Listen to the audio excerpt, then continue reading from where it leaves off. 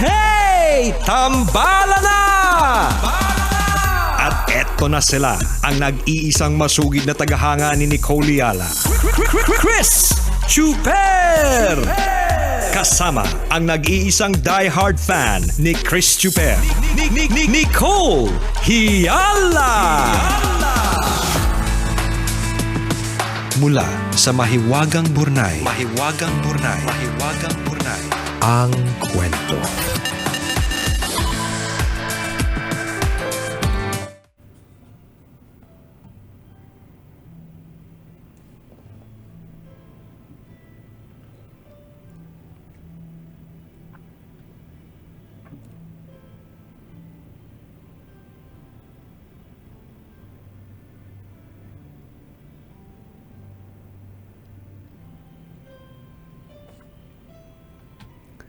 Dear Nicole and Chris, itago niyo na lang ako sa pangalang Jane. 25 years old at isa sa marami ninyong tambalanistang maagang lumaban sa buhay. Sumulat ako sa inyo para humingi ako ng payo. Bunso po ako sa 3 magkakapatid, pero yung 2 nakatatanda solve na sa daily routine nila. Gigising, kakain, at magse-cellphone lang buong maghapon. Okay lang sa mga magulang ko na hindi sila magtrabaho basta sama-sama kaming lahat sa bahay. Naiintindihan ko naman na walang magulang ang gustong malayo sa anak. Pero pakiramdam ko, nasa loob kami ng kahon. Nakakasakal. Pagdating ko ng college, nagtrabaho ako ng part-time para matustusan namin ang mga pangangailangan sa araw-araw. Ramdam ko na kailangan nila ako. Ako na ang inasahan ng lahat. Dahil kailangang unahin ang araw-araw naming pagkain, 2nd year college lang ang natapos ko. Nagtrabaho ako ng full-time sa isang tindahan. Nung una ayaw nila mag-stay-in ako. Di kalaunan, pumayag na din sila. Dumating sa punto na hindi na nila ako kinukumusta at kinukontak na lang kapag may kailangan sila. Hindi din sila nagpapasalamat sa natatanggap nila mula sa akin. Isang araw hindi na kami pinayagang mag-stay-in sa trabaho. Dahil malayo ang bahay namin, nagrenta ako ng apartment. Takot ako mag-isa kaya nagsama kami ng boyfriend ko. Para hindi na magrenta ng malaki, nag-ipon kami at nagpagawa kami ng maliit na bahay na malapit sa pinagtatrabahuhan namin. Kaso, saka naman ako natanggal sa trabaho. Hindi ko masabi sa mga magulang ko dahil ako lang ang inaasahan nila. Gusto ng boyfriend ko na sa halip na maghanap ng bagong trabaho, tapusin ko daw ang pag-aaral ko. Iba daw kasi talaga ang nakatapos. Mas makakatulong daw ako sa pamilya ko. Sabi ko sa parents ko, babalik ako sa pag-aaral kaya hindi muna ako makakapagbigay ng malaking halaga. Ang gusto nila, sa bahay ako tumira habang nag-aaral. Ayoko kasi ang layo naman ng bahay namin sa school. Tambalan, tama ba itong direksyon na gusto kong tahakin? Hindi ba masama na mag-pause muna ako sa pagtulong sa pamilya ko at unahin ko muna ang pag-aaral ko? Salamat sa inyong payo. Ang inyong tambalanista, Jane.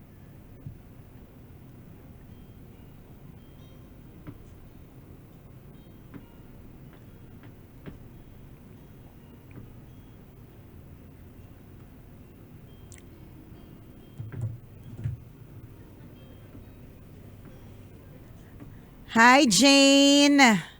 Parehas din ang topic kahapon, no? Yung pagtulong sa mga magulang, ganyan. Pero parehas na hindi. Kasi ito si Jane ay single, wala pang sariling pamilya, tapos may dahilan din kung bakit yung tulong sa mga magulang at sa mga kapatid medyo magbabawas. Wala pong mali sa pagdagdag ng edukasyon. Yun lang ang masasabi namin sa iyo, Jane. Walang mali sa gustuhin mong makatapos ng pag-aaral para mas okay. Kaya nga 'di ba, ito lang naman reklamo ng mga kaibigan ko, mga Marshi partner, mga Beshi Wap, di ba? Mga reklamo nila tungkol sa tungkol mga sa Beshi Boom sa Boom mga mo. Beshi Boom Boom Lay, mga Beshi Wapalay, ganyan. Mga reklamo nila sa, di ba yung nadagdag yung umabot ng grade 12, Oo. ganyan. Kasi para daw pag natapos yun, pwede na makapaghanap ng trabaho, ganyan, kahit hindi na makapag ilang years ng college, ganun. Ang reklamo ng mga Beshi Wap ko partner, talagang walang ganun. Hindi naman, pero mas malaki pa rin ang puntos kapag ka nakapagkolehiyo. So, hindi Yes. yung sinasabi nila na makakapagtrabaho na agad. Meron naman, oo, madami namang natatanggap. Pero syempre, iba pa rin yung nakatapos ng 4-year course. Iba pa rin yung nakapag-college, di ba? So, yun yung gusto namin sa'yo sabihin, Jane, na tama, nakapagtrabaho ka, nakaabot ka ng second year college lang, pero nakapagtrabaho ka. Pero walang masama kung tatapusin mo kasi mas malaki din talaga yung opportunities kapag ka nakatapos. Correct. 'Di ba? At hindi pagiging selfish 'yun. Ito eventually kapag ka mas malaki na ang kita mo kasi nakatapos ka ng pag-aaral, edi mas pakinabang din naman sila. 'Di ba? Ganun. Huwag ka mag-alala kasi meron kang dalawang nakakatandang kapatid eh. Mabuti man lang kung sa sitwasyon mo ang hirap kasi nanay mo na lang mag-isa. Ganun, walang ibang tutustos, ikaw lang. Eto, meron kang dalawang kapatid na walang ibang ginawa kundi mag-cellphone buong araw. Pwede naman mag-cellphone buong araw pero gagamitin yung cellphone para mag-online selling. Gagamitin ng cellphone para kumita ng pera. Correct. Para kung talitalinuhan na bantayan yung stock market, kanya Yan. melatik, ganyan. Para again, kumita ng pera. Tama. So pwede. Ang sa amin talagang go na tapusin mo yung pag-aaral mo. Correct. Unahin mo yan. Ano yung tanong mo? Actually, mali na yung tanong mo. Tama po ba itong direksyon? Wala magsasabi sa yung mali yan. Correct. Walang magsasabing mali yan. Kaya hindi ka dapat nagtatanong na tama po ba ito? True. Oo. Doon ka nagkamali, di ba? Sa tanong mo. Kasi pag may nagsabing Non-negotiable Oo, yan. correct. Pag may nagsabing mali ang direction mo, yun yung mga tamad mag-aral. Yun yung mga wala ng pangarap. Ganun. Oo, non-negotiable yun. Yung binigyan ka ng, o magkaroon ka ng pangarap na makapagtapos sa pag-aaral at yung mabigyan ka rin ng oportunidad na makapag-aral. Iba yung nagagawa sa buhay ng isang tao, sa isip, 'di ba, sa emosyon, sa buong pagkatao ng isang tao kapag ito ay nakapagtapos ng pag-aaral. Correct. Iba yung growth. Iba. At Iba yung opportunities pati. Yes. 'Di ba yun yung sinasabi natin, partner, na parang yung reklamo ng mga beshi, mareklamo ng mga marshi natin na oo, hanggang grade 12. Correct. Para daw makapag-work na agad. Hindi lahat ng kumpanya ay open sa ganun lang eh. Tama. Hanap pa din nila yung nakatapos talaga ng ng college. Iba pag Iba pa merong- din eh. Totoo yun yung sinasabi ng mga matatanda. Ito ay lisensya mo o pasaporte mo para sa mas maayos na kinabukasan. Totoo po yun. 'Di ba? Iba yung opportunities na naghihintay sa mga taong may pinag-aralan. Hindi Totoo. dahil meron silang diploma or certificate.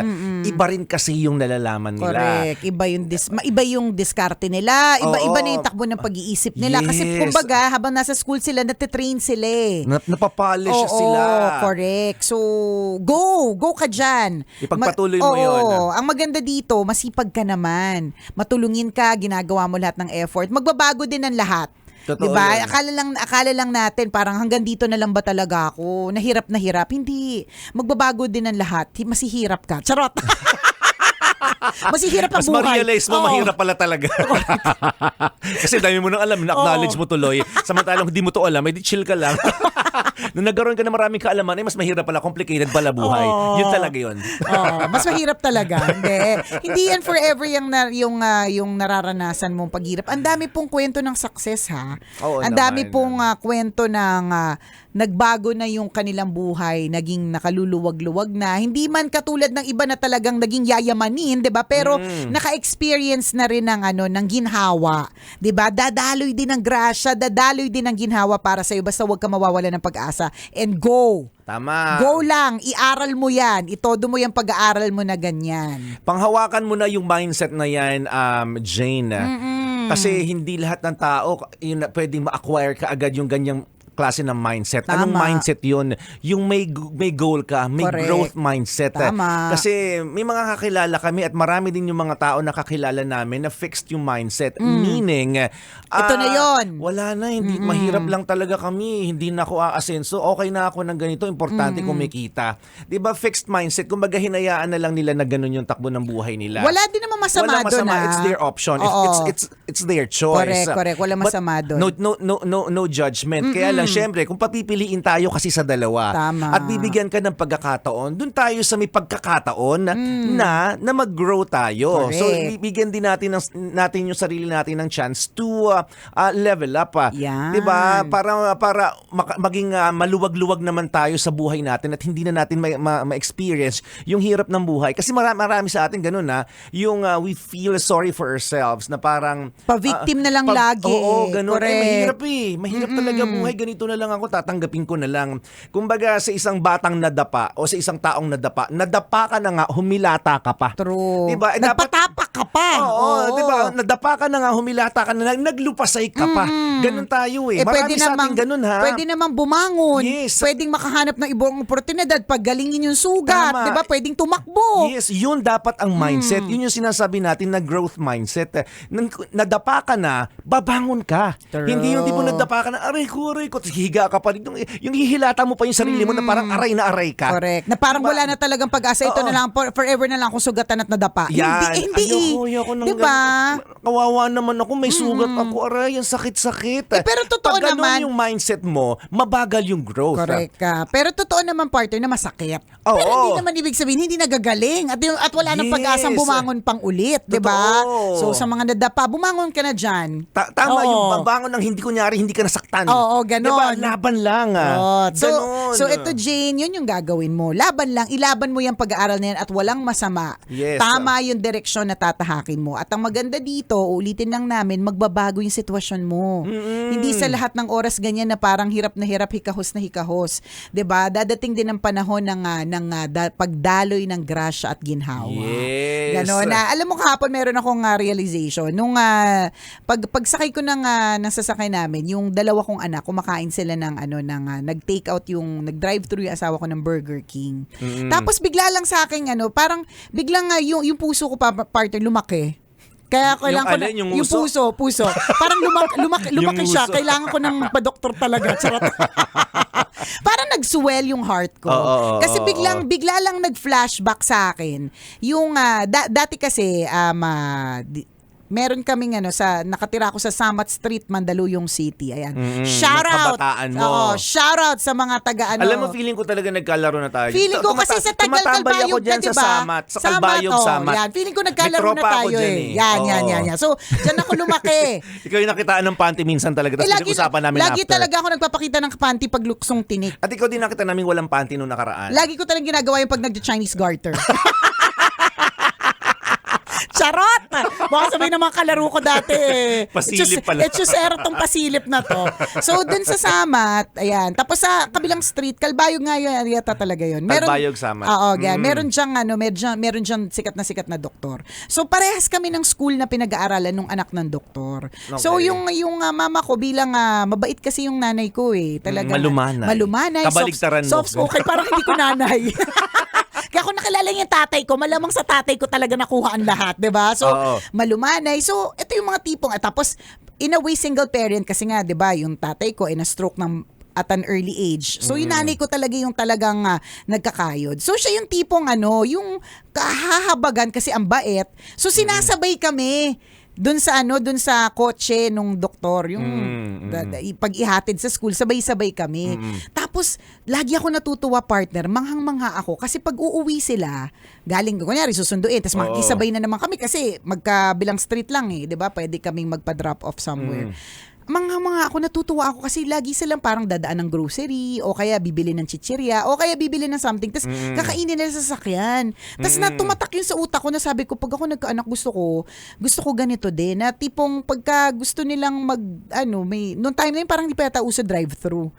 Parang wala pa oo, drive-thru oo. nung araw. Pero parang in my mind, sabi ko, pag ako nagkaroon ng anak, magiging, kumbaga sa utak ko, magiging nakaluluwag-luwag din ang ang buhay lahat. ko, ang lahat. Oo. Nadadating din yung panahon, hindi ako makikisakay na. Pangalawa, yung mga anak ko, kahit, Ikaw na yung magpapasakay. oo. Well, yeah. Natupad din naman yon. At mas nag-enjoy ka. Nang maraming sumakay. Alin? 'Di ba? Oo. Na ako na din. Actually, totoo din na ako na din nagpapasakay. May sumasabay na din sa akin, yung mga Oo. ganon. Tsaka, higit sa lahat, yun talaga yung biglang na memory sa akin kahapon. Nung nakita ko silang kumakain sila, tapos enjoy na enjoy sila dun sa burger nila, na parang, pangarap ko to nung bata ako na pagka nagkaanak ako, gusto ko, pag umuwi sila galing ng school, kung gusto nilang bumili, makakabili sila. Parang ganun. So, ibig sabihin, ang point ko lang dito, Jane, pwedeng magbago ang lahat. Totoo Diba? yun. So, ano yun nag-flashback din sa akin, partner, yung, syempre may bayad yung school bus, di ba? Pero dahil yung school bus na yun, Hindi dati tumatakas, di ka naman nagbabayad Yun na dati. nga. So hindi siya issue dati sa'yo. Hindi kami may bayad ang school bus. So alam namin sa sarili namin na hindi namin afford yung school bus. So dahil ngayon nanay ko ay mabait. So yung school bus na yun, partner, dumadaan siya sa may street namin kasi merong dong sinusundo. Okay. So dahil kami ay mabait, sinasabay kami kahit walang bayad. Sorry na po. So parang, alam mo yung ganun, so na-experience ko Ngayon po, mag-school bus. napagtanto nyo na po, kaya po masikip yung bus ng mga bata Correct. noon. May mga bata pong sumakay na walang bayad. Ayan, may mga kolorum po. Oo, hindi pa yatot naman ako noon. So hindi naman ako masyadong halata. So yung mga ganon, na biglang nag-flashback sa akin na, ay, dati nakikisabay lang pala ako ng school bus kahit hindi ako nakabayad. O di naman kaya sa jeep, kalahating puwet ko lang yung sinusuot ko. Yung inuupo ko kasi para hindi kumpleto yung bayad. Mga ganon. Pero yung pala, dadating ang panahon ng ginhawa. Totoo. Alam ko nung panahon na yun, hanggang ganun lang Pero kailangan pa bang i-memorize yan? Basic. Dadating din ang panahon ng ginhawa at dadaloy din ng grasya. Tama. Kapit ka lang, Jane, ha? Kailangan pa bang i-memorize yan? Love Radio. Basic!